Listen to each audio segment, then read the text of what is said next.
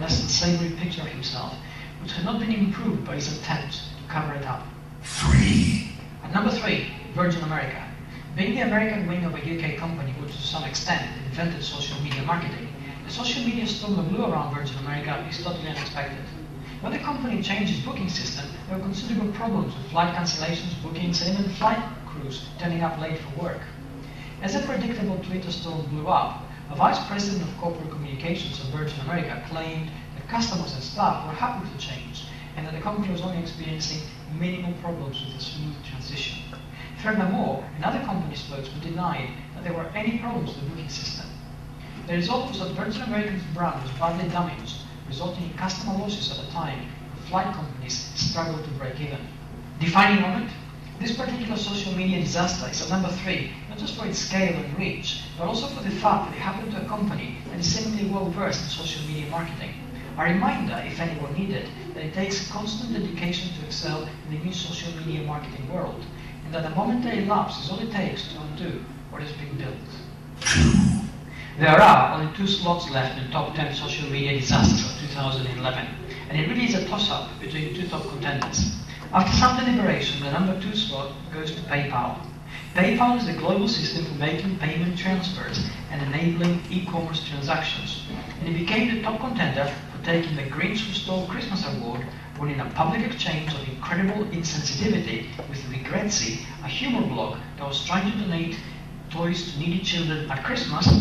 It announced that the PayPal definition of a good cause was making a donation to kittens, but not to poor people.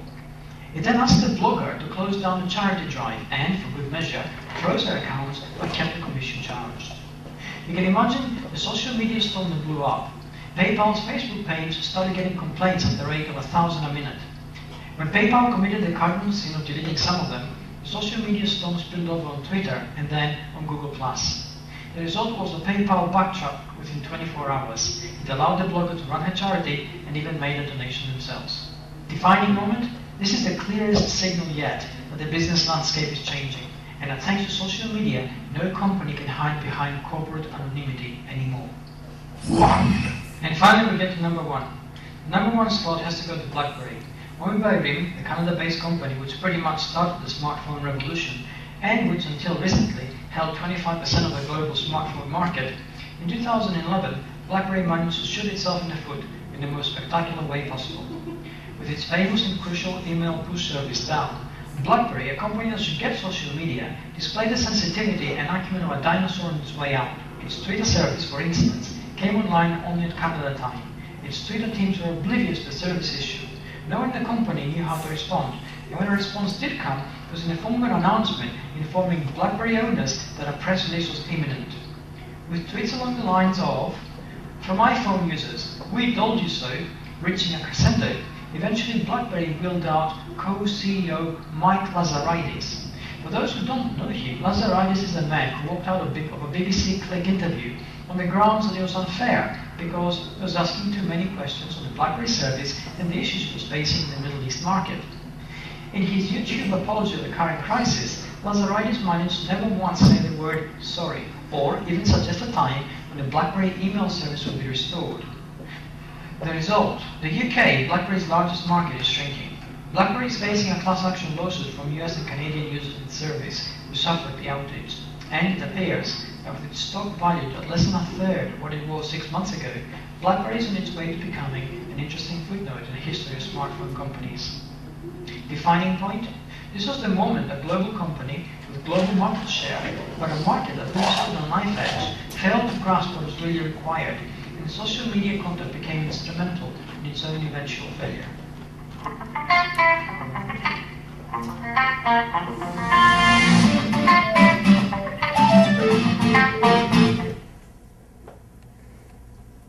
Okay. All right. That's it. Anybody have any questions? You want to talk about anything? Anyone? Go ahead. Yeah. It seems like you're just walking in, walking into landmines. I mean, you've got to be so careful about it, and I haven't done much with it because of this, you know, and it's sort of helped sort of reinforcement of it too. It's like, you know, I work for Comcast. I mean, you know, everything's covered in the employee manual. Right. But it seems like fraught with peril if you don't do it right. Definitely. Definitely if you're with a big company like Comcast, review the policy carefully, you know. Anyone else? Hopefully I answered the questions. I mean, I think we addressed just generally just about social media policies and what should go in them. You know, obviously my firm, we do this for a living, so if you, I don't have I didn't bring my cards, but my contact information was right here, and I'd be happy to meet with anybody and talk about whatever, you know. And it just dawned on me to, if you, I'm going to do a flat fee for social media policies. It depends upon the scope of what your business intends to do with social media. But if you tweet or Facebook me, then I'll give you a discount on the flat fee. But I'm trying to encourage you to open up a Twitter account and to check out our Facebook page.